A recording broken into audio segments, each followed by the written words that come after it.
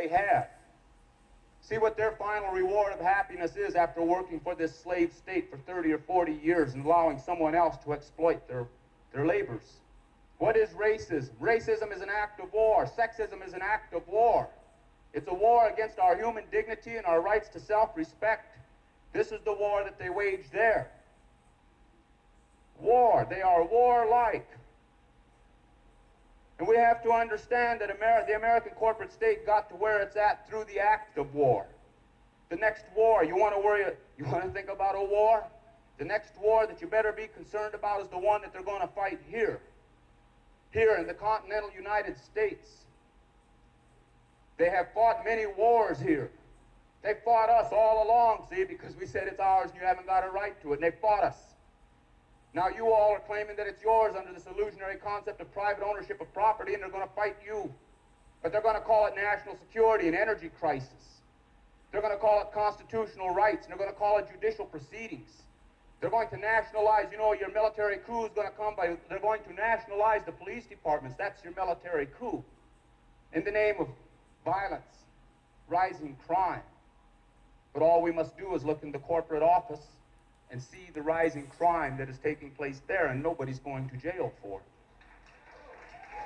So we got to understand that they are arming themselves to wage a war against us, and it's going to be called the war of law and order, because they're twisting it around.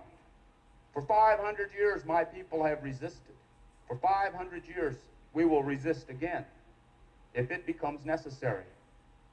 We want to be able to relate and communicate with all of the people that are living on this land, but we want to be able to relate and communicate from a position of truth. You all got to face the truth. We have had to face it through 500 years of genocide. We have had to face the truth. We have had to live the truth. We have had to die the truth before we're going to ever see our evolutionary liberation. The people that call themselves Americans are going to have to face the truth also. There are insane people who wish to rule the world.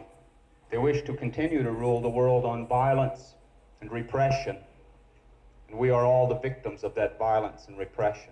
We, as the indigenous people of the Western Hemisphere, have been resisting this violence and this oppression for 500 years. We know that the black people have been resisting it for at least that long. And we know that the white people have had to endure it thousands of years. And now it's come full swing to this generation that we live in. The fact that they're going to change for us. They are going to become more brutal. They're going to become more repressive, because it's a matter of dollars and their illusionary concepts of power. We have to reestablish our identity. We have to understand who we are and where we fit in the natural order of the world, because our oppressor deals in illusions. They tell us that it is power, but it is not power. They may have all the guns, and they may have all the racist laws and judges, and they may control all the money, but that is not power.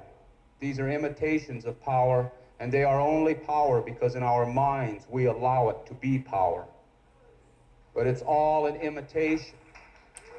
Racism and violence, racism and guns, economics, the brutality of the American corporate state way of life is nothing more than violence and repression, and it has nothing to do with power. It is brutality.